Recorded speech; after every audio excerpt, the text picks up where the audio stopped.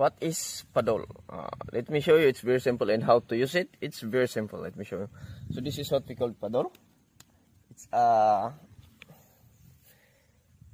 tray basta kayo dito and we make a tirad here, yeah, like that. So this is where we tie our carabaos and cow. So that's our model.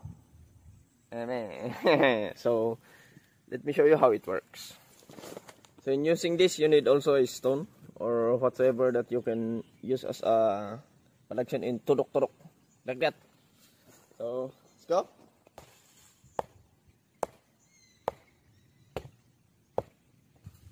In putting paddle, make sure that it won't dance or ricos. Make sure it's sturdy like that, so that the cow won't parrot it. Cow or carabao. Yan.